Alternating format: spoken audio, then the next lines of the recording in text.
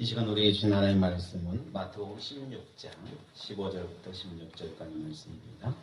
우리 함께 봉독하시겠습니다. 이르시되 너희는 나를 누구라 하느냐? 시몬 베드로가 대답하여 이르되 주는 그리스도시요 살아계신 하나님의 아들이시니이다. 아멘.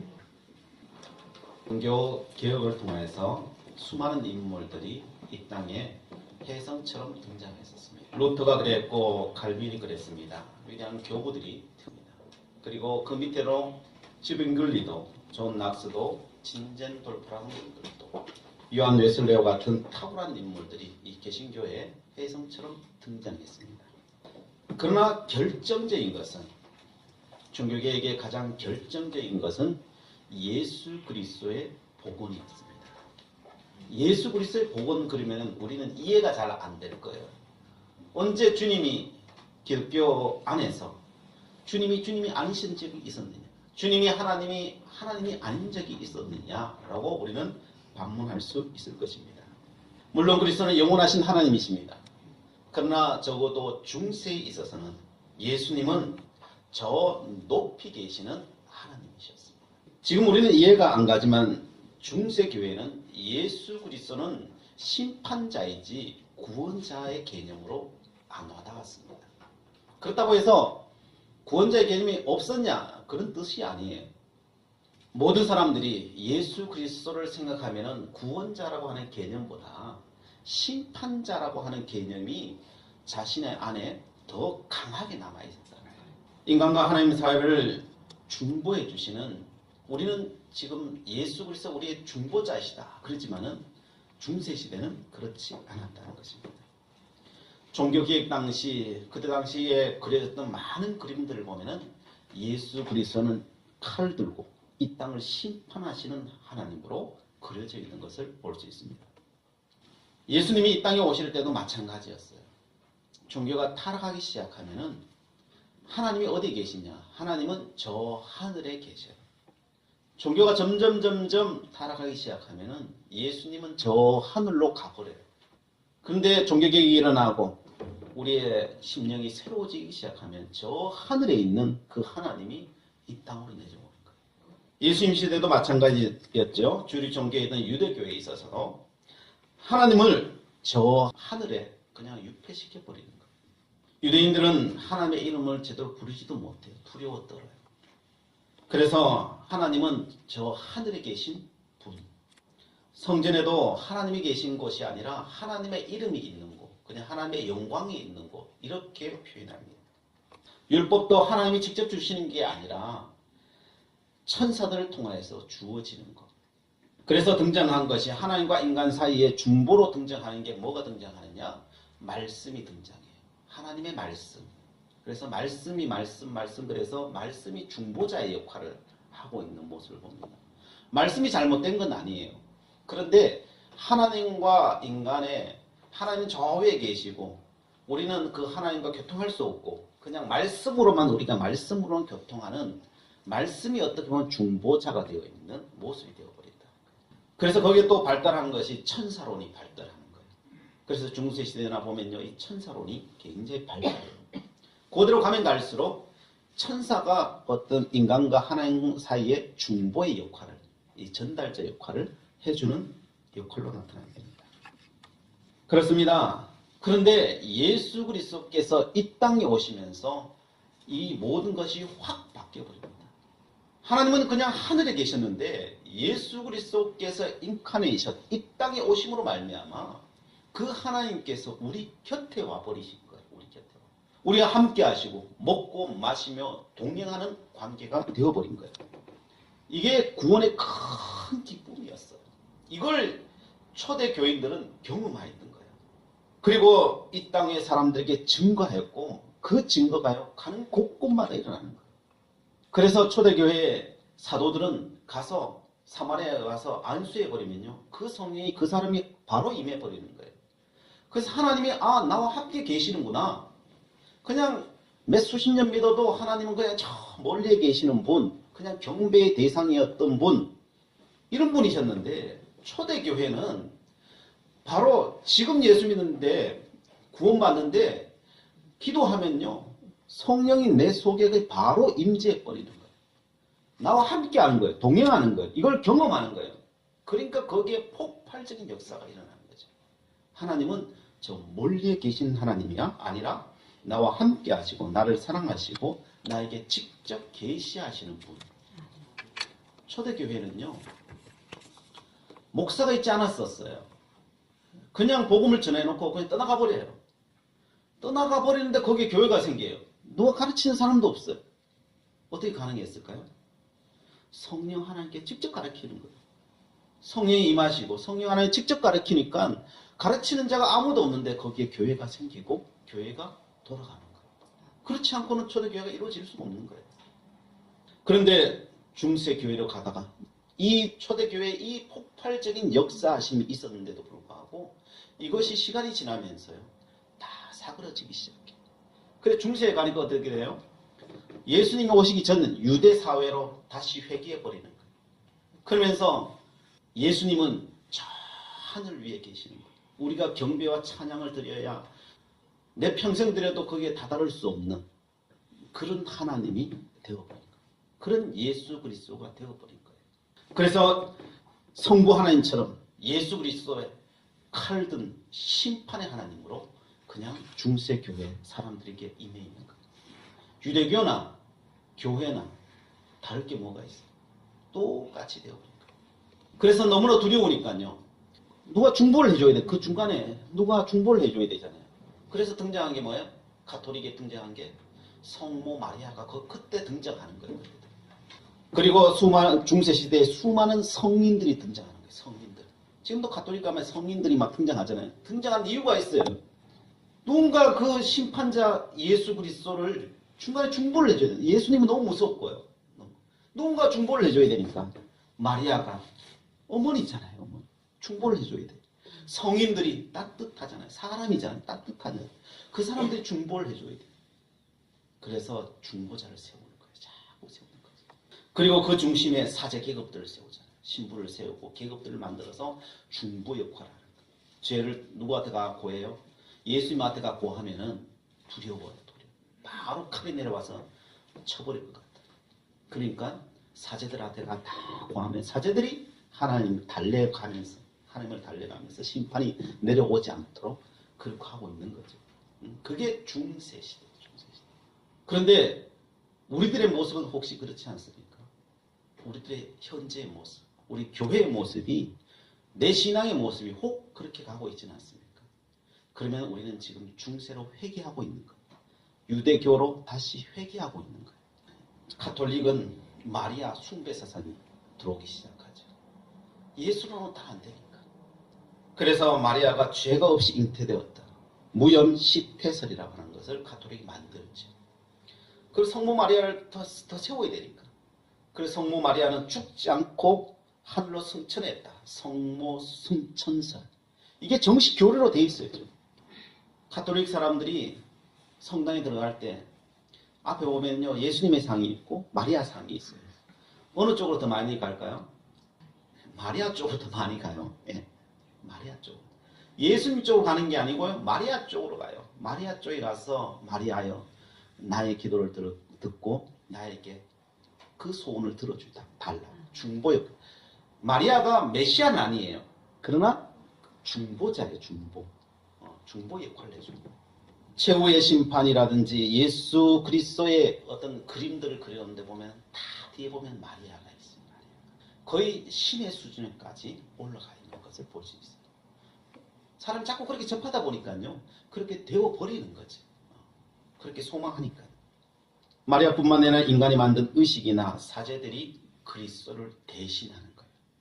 우리도 누군가가 예수 그리스도와 나와의 관계 대신하려고 하는 그 마음이 생기고 있다면요. 그것은 다시 유대교 종교로 회귀하고 있는 모습이에요. 종교 개혁은 무엇이냐? 저 하늘로 올라가 계시는 예수 그리스도를 다시 이 땅에 인카네이션하게 만드는 거. 성경을 읽어봤더니 성경의 전부 내용은 예수 그리스도가 나와 함께 하시는 거예요. 저 하늘에서 영광과 찬양을 받으시는 하나님이 아니라 그 예수님은 나와 함께 하시고 동행하시고 나의 인생을 친히 인도하시는 그 중간에 어떤 중보자도 필요 없는 예수 그리스도께서 우리의 온 삶의 중보자가 되셔서 우리의 삶을 이끌고 가고 계시더라고요. 그걸 성경을 통해서 본 거예요. 그걸 본 거예요. 지금 뭐가 잘못되어 가고 있구나. 종교라고 하는 틀이 우리를 얽어매고 있구나라고 하는 걸 알게 된 거죠. 그래서 루터는 이 종교적인 틀을 깨지 않고는 예수 그리스도를 만날 수 없게 되는구나. 그래요, 여러분. 예배를 드린다고 이 예배가 모든 것이라고 생각하지 마십시오. 이 예배가 하나님을 찬양하는 것도 사실이고요. 하나님을 영광스럽게 하는 것도 사실이에요. 그러나 이 예배가 모든 것이라고 생각하지 마십시오. 주님 앞에 나아가는 도구요 통로일 뿐이에요. 주님 만나는 길일 뿐이에요. 그러나 결국은 이걸 깨지 않으면 우리는 주님 앞에 더 가까이 나가지 못해요. 그래서 종교개혁이라고 하는 것은요, 계속 내 안에 틀을 만드는 걸 깨어야 돼요. 자꾸 깨어야 돼요. 깨지 않으면 안 돼요. 종교개혁이 개신교에 더 이상 마리아 신앙이나 성인 숭배 사상이라든지 전통이나 인간 사제의 중간 다리 역할이 전혀 필요 없습니다. 오직 예수 그리스도의 이름만으로 족합니다. 예수 그리스도의 이름으로 그 앞에 나가지 못할 것이 없음을 믿으시기 바랍니다. 그게 바로 종교개혁입니다.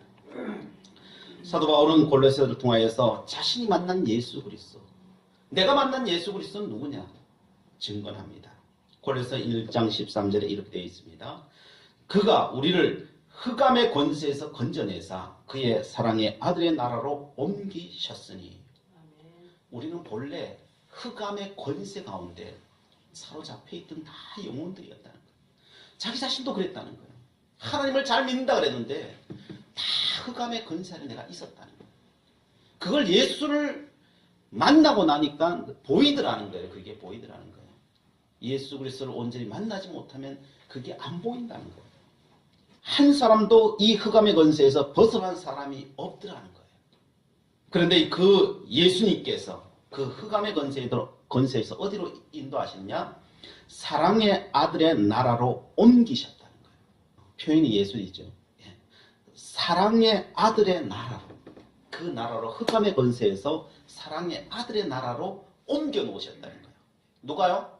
예수 그리스도께서 친히 우리를 옮기셨다는 거예요. 예수님은 심판자가 아니라는 거예요. 예수님은 사랑이라는 거예요. 그의 나라가 있는데 그 나라는 사랑의 나라라는 거예요. 사랑의 나라. 14절에 이렇게 되어 있습니다. 그 아들 안에서 우리가 속량 곧 죄사함을 얻었도다 라고 되어 있어요. 이 예수 안에서 우리가 무엇을 얻습니까? 속량 곧 죄사함의 은혜를 얻었다는 거예요. 이게 가장 중요한 거예요. 우리가 우리의 죄악됨을 볼 수 있어야 돼요. 우리의 신앙의 깊이는요, 내 죄악을 얼마나 더 깊이 볼 수 있느냐의 문제예요. 사도 바울은 예수 그리스도를 만나자 그 죄가 만천하에 드러나는 거예요. 그리고 그 예수 그리스도의 십자가의 은혜로 말미암아 자기가 자기의 모든 죄가 씻김받은 것을 경험한 거예요. 그래서 제일 처음에 모두 다 인류 역사 처음부터 시작까지 예수 그리스도를 만난 자, 하나님을 만난 자는 첫 번째 고백이 뭐냐면 내 죄를 알게 되었다는 거예요. 내 죄를 알게 되었다는 거예요. 내 죄가 얼마나 주홍같이 붉은지 그걸 아는 거예요. 예수를 깊이 더 알면 알수록 내가 더 큰 죄인이라는 것을 더 알아가는 거죠. 더 깨끗한 자가 아니고 더 큰 죄인이라는 것을 알아가는 거죠. 이 사망의 몸에서 누가 나를 건지랴, 이 고백이 나올 수밖에 없어요. 주님을 만나면 만날수록 내가 더 의로워지고 하는 게 아니라 내가 더 큰 죄인인 것을 알아지는 거예요. 그래서 우리 안에 내 죄가 안 보인다면 하나님 앞에 기도하셔야 돼요.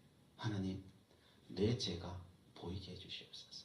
내 죄가 안 보이는 걸 보니까 주님께서 내 가까이 있는 게 아니라 저 멀리 계신 것 같네요. 주님, 내 죄가 보이게 해주시옵소서. 내 죄가 보이게 해주시옵소서. 우리 인간들은 몰라요. 사실. 뭘 몰라요? 내가 어떤 존재인지를 몰라요. 사실. 왜 모른다고 했어요? 내가 어떤 죄인인지를 내가 모르니까. 그래서 모르는 거예요. 사실. 우리는 남보다 내가 낫다고 생각합니다. 이것만큼 착각이 없습니다. 성경 정신으로 돌아가서 보면요. 나은 것이 있다면요. 내가 남보다 조금 낫다고 생각하면요. 내가 남보다 좀 더 축복을 받았다고 생각하고 내가 남들보다 더 뛰어나다고 생각하면요. 이걸 기억하세요. 내가 하나님께로부터 정말 많은 은혜를 받고 있구나 라고 하는 사실을 아십니다. 그게 내가 더 뛰어난 게 아니고요. 하나님의 사랑이 내게 그만큼 부어졌기 때문이에요. 내가 뭐 잘나서가 아니에요. 하나님의 더 큰 은혜가 내게 임해져 있기 때문에 내가 이 복을 받고 사는 거죠. 내가 죄를 안 짓고 사는 거죠. 우리는 똑같아요. 사실은. 하나님 앞에서 죄인인 건 똑같고요. 우리는 구원받을 수 없는 존재예요. 털끝 하나도 하나님 앞에 의로운 게 없는 사람들이에요. 의로운 것이 있다고 생각하고 내가 잘난 것이 있다고 생각하면요. 그만큼 하나님께서 여러분들을 그만큼 사랑해 주신 줄 믿으시기 바랍니다. 그래요. 우리는 그런 존재예요. 그만큼 하나님께서 은혜로 하나님의 사랑의 나라로 우리를 불러주셨기 때문에 사실 우리는 이 자리에 올 수 있는 거예요. 우리는 세상 사람보다 뭐 더 잘나서 여기 와 있는 게 아니라요. 하나님께 그만큼 우리를 사랑하신 거예요. 그래서 15절에 이렇게 말해요. 그 예수님은 어떤 분이신가? 그는 보이지 아니하시는 하나님의 형상이시요 모든 피조물보다 먼저 나신 이시니 만물이 그에게서 창조되되 하늘과 땅에서 보이는 것들과 보이지 않는 것들과 혹은 왕권들이나 주권들이나 통치자들이나 권세자들이나 만물이 다 그로 말미암고 그를 위하여 창조되었고 또한 그가 만물보다 먼저 계시고 만물이 그 안에 함께 섰느니라. 우리 앞에 안에 와 계시는 나와 동행하시는 그 주님이 어떤 주님이신가? 이 죄악된 몸, 죄악된 인간이 여기 와 계시니까 하나님은 뭐 별 볼 일 없는 하나님이신가? 우리는 그렇게 생각할 수 있어요. 그 하나님을 대해서 별 볼 일 없이 생각하고 내 멋대로 살려고 하는 생각이 있어요. 그래도 괜찮은 것처럼 사는 것처럼 우리가 그렇게 생각할 수 있어요. 그런데 아니라는 거예요. 그 주님은 나와 함께 하시고 동행하시는 그 주님은 창조주 하나님이시라는 거예요. 그 창조주 하나님께서는요. 이 모든 세상을 창조하셨다는 것이고요. 이 세상에 있는 우리가 위대하게 생각하고 자랑하고 있는 그 모든 것들을 왕권이며 주권이며 통치자들이며 권세까지 하나님 허락 없이 이 땅에 존재하는 것은 아무것도 없다는 거예요. 그분이 바로 나와 함께 계시다는 거예요. 우리가 왜 교회에 와야 되느냐? 18절에 이렇게 말합니다. 그는 몸인 교회의 머리시라. 그가 근본이시요 죽은 자들 가운데서 먼저 나신 이시니 이는 친히 만물의 으뜸이 되려 하시며 주님께서 만물의 으뜸, 본래 으뜸이었고 어떤 자리에 서야 되기 때문에 교회를 통하여서 그것을 알리시고 교회를 통하여서 영광 받으신다는 거예요. 그 주님께서의 최종 목표는 무엇이냐? 최종 목표는 19절에 아버지께서는 모든 충만으로 예수 안에 거하게 하시고 그는 십자가의 피로 화평을 이루사 만물고 땅에 있는 것들이나 하늘에 있는 것들이 그로 말미암아 자기와 화목하게 되기를 기뻐하십니다. 하나님께서는요, 그 주님께서는 우리에게 그 은혜를요 충만히 내려주시기를 원한다는 거예요. 그리고 내가 그리스도 안에, 그리스도가 내 안에 있어서 화목되기를 원한다는 거예요. 그냥 저 멀리 하늘에 있어서 그냥 우리 닿을 수도 없는 것, 그냥 우리가 영광과 찬양만 드려야 될 곳, 저 위에 있는 하나님으로, 주님으로 있기를 원하지 않으신다는 거예요. 화목되기를 원한다는 거예요. 그 막힌 담들이 다 무너지기를 원한다는 거예요. 직접 나는 너의 친구가 되기를 원하고, 아버지가 예수 그리스도 안에 있고, 예수 그리스도 안에 우리가 있다는 거예요. 우리가 하나라는 거예요. 하나라는 거예요. 그래서 하늘의 심판주로 있는 것이 아니라, 그리스도 안에 내가 있고 내가 그리스도 안에 있는 이 은혜의 자리에 우리는 있다는 거예요. 그런데 중세시대는 하나님께서는 그걸 우리에게 원하셨고 요한복음 15장에서도 포도나무 비유를 통해서 우리에게 그렇게도 말씀하시고 사도 바울이 그렇게도 말씀하셨는데 요한복음 17장을 마지막 주님께서 돌아가시면서 기도하시면서 하신 그 기도가 바로 그 기도였는데 주님 영원토록 내가 주님 안에 주님 안에 하나님 안에 내가 있는 것처럼 내가 하나님 안에 있는 것처럼 우리 사랑하는 자녀들과 함께 그렇게 되기를 원한다고 그렇게 기도하시며 마지막 대제사장의 기도를 했는데 사람들은 종교 생활하면서 그 하나님을 점점 저 멀리 떨어져 있는 하나님으로 만들어버리고 심판주 하나님으로 만들어버리더랍니다. 그렇습니다. 주님께서는 우리와 함께 하시기를 원하시고 주님께서는 나와 동행하기를 원하시고 그리고 우리의 고백을 받기를 원하시고 우리 안에 계셨어요. 그래서 우리 성령 하나님을 통하여서 오늘 또 우리의 그 길을 열어두셨어요. 다 열어두시고 주님 초청하고 계셔요. 초청하고 계시는데 사람들이 믿음으로 고백하지 못하고 믿음으로 주님 앞에 나가지 못해서 통일하게 하나님은 저 멀리 두고 다른 그 하나님과 교통하기 위해서 다른 무엇을 가지고 그 앞에 자꾸 나가려고 한다는 거. 그러나 오늘 또 많은 사람들, 믿음의 사람들, 주님을 찾는 사람은 주님을 만나고 주님과 교통하는 은혜를 누리고 있습니다. 예인건축연구소에 이효진 소장이 있습니다. 그분은 어떤 사람이냐? 지금 세상에 나가서 주의 복음을 증거하고 있는데 그는 3살 때 잘못해서 연탄불 위에 떨어졌는데 거기에 끓는 물이 있어가지고 그 물에 화상을 입게 돼요. 그래서 3도 화상을 입어서 남들은 다 죽는다. 그런데 아기 때니까 죽는다 그랬는데 하나님의 은혜로 가까스로 살아나게 됩니다. 근데 얼굴이면 온몸에 화상 흉터가 생기니까요. 얼마나 흉측해요. 초등학교 가니까 애들이 날마다 놀립니다. 괴물이라 놀립니다. 귀신이라고 놀립니다. 그래서 매일매일 죽고 싶은 생각이 들어요. 중학교 가서는 그 흉터를 무료로 수술해 준다고 그래서 병원 갔는데 이게 더 엉망이 되어버렸어요. 회복된 게 아니라 더 엉망이 되어버렸어요. 그래서 더 좌절이 되었죠. 이제는 성인 돼서 대학 가면 괜찮을까? 사람들이 욕하지 않고 괜찮을까 싶었는데 대학 가니까 사람들이 말은 하지 않는데 눈짓이 있잖아요. 사람이 꼭 말을 해야 돼요. 세상이 바라보는 그 눈짓을 바라보니까요. 더 괴로워. 차라리 말을 하는 게 낫지. 더 괴로워. 그래서 수면제 배가를 다 주워 모아가지고 한꺼번에 틀어놓고 죽는 게 더 나으니까. 근데 엄마가 발견하고 병원과 위세척을 하고 깨어났어요. 그래서 엄마가 이야기하는 거예요. 효진아, 너 죽으면 나도 같이 죽을 거야. 그래서 그 효진이가 내 목숨이 엄마의 목숨과 같이 연결되어 있구나 라고 하는 것을 알게 되는 거죠. 그리고 난 뒤에 그가 죽지 못하고 대학을 졸업을 해요. 그리고 취직을 하는데 청청병력 같은 소리가 들립니다. 그 사랑하는 엄마가 교통사고 나가지고 죽어버리는 거예요. 유일하게 살아가는 끈이 있다면 그 엄마 때문인데 근데 그 끈이 끊어져 버리는 거예요. 그래서 이효진 소장은 말합니다. 하나님께서는 내 인생에 왜 이렇게 잔인하실까? 하나님을 그렇게 원망했다는 거예요.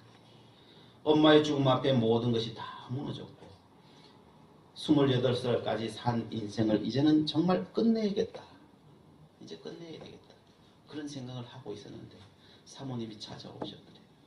그러더니 이야기를 하더라고요. 효진아, 너 엄마는 널 위해서 날마다 기도했다. 빼놓지 않고 기도했는데 너가 예수 믿는 거 그걸 위해서 기도했단다. 그 말을 들은 거예요. 엄마의 소원이에요. 그 사랑하는 엄마의 소원이 교회 다니는 거, 예수 믿는 게 그게 소원이었다. 그래서 힘을 내는 거예요.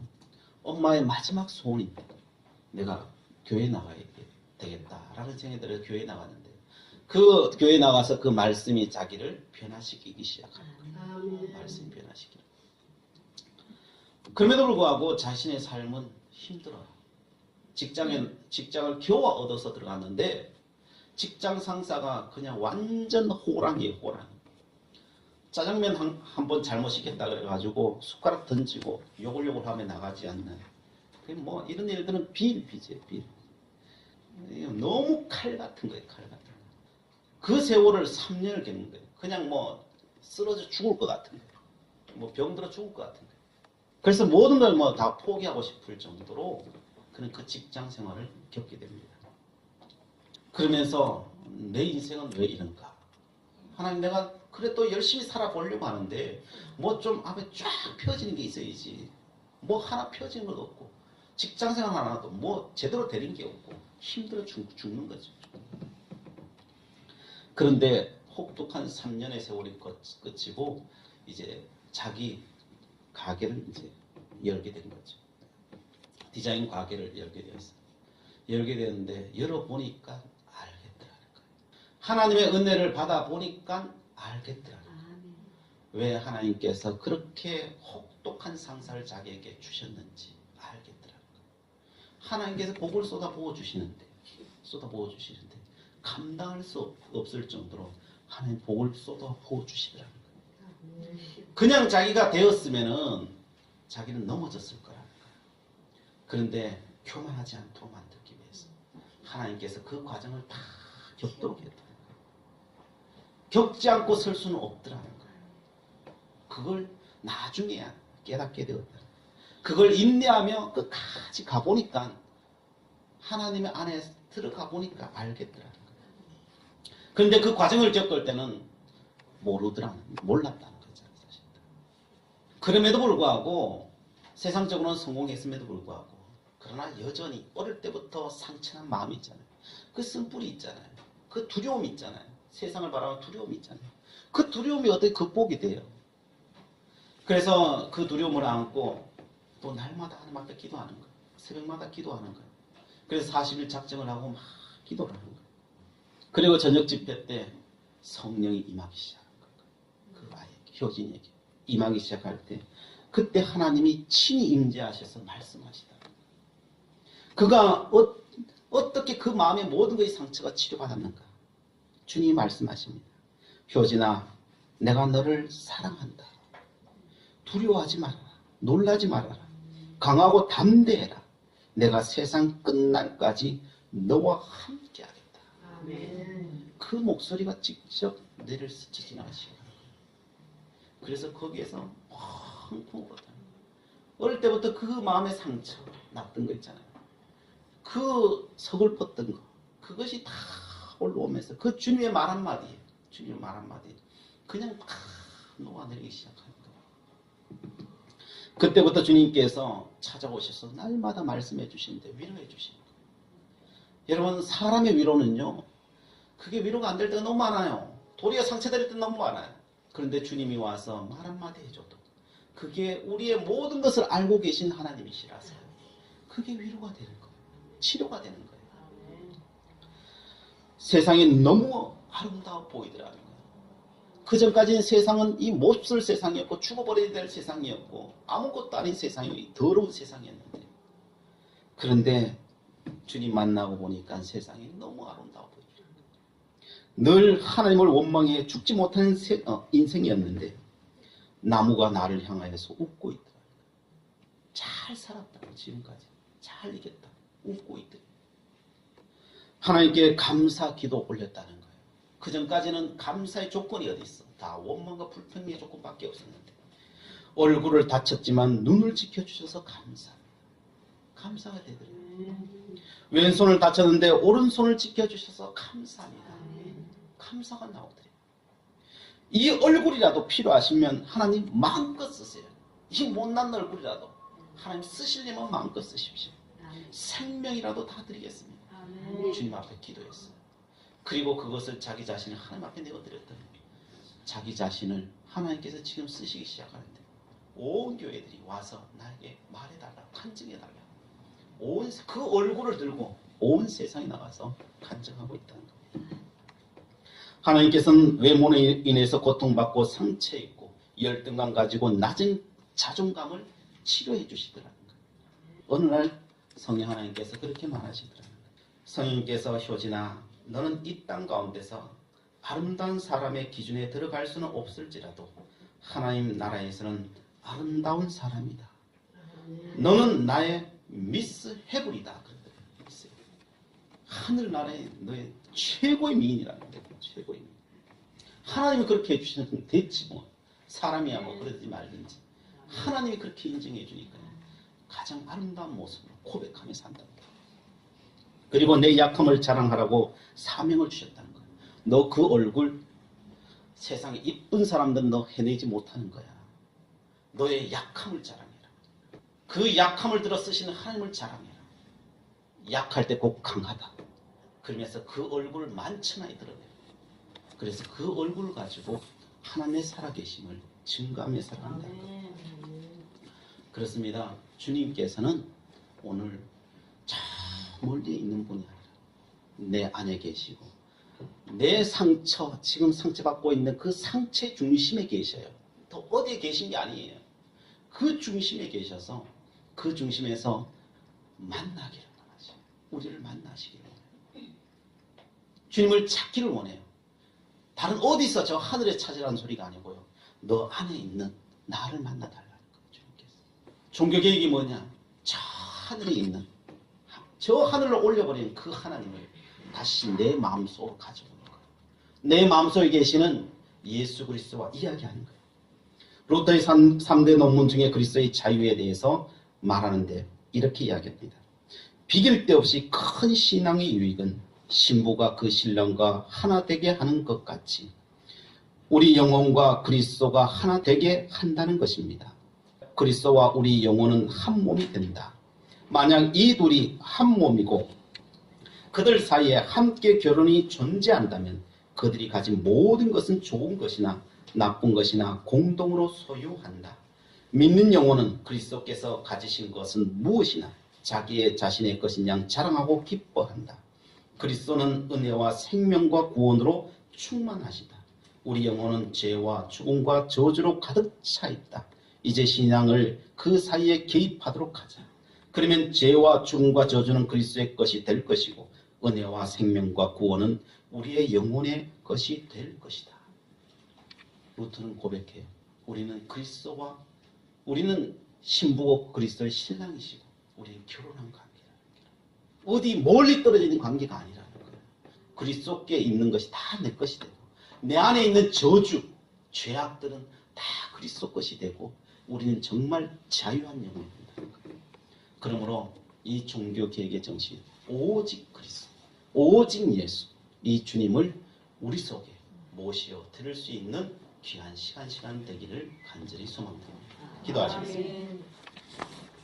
사랑의 하나님, 종교개혁 500주년을 맞이하여서 오직 예수의 이름을 증거하였습니다. 주님은 저 멀리 계신 분이 아니라 우리 가운데 계시고 오늘도 우리와 대화하기를 원하시고 우리를 치료하시기를 원하시고 우리를 회복시키시기를 원하시는 주님이심을 오늘 선포하였고 저희들 들었습니다. 아버지와 그 주님을 저희들 찾기를 원하고 그 주님을 만나기를 원합니다. 아버지께서 친히 임재하시고 역사하시고 우리의 인생의 주인 되어 주시옵소서. 예수 그리스도의 이름으로 기도드리옵나이다.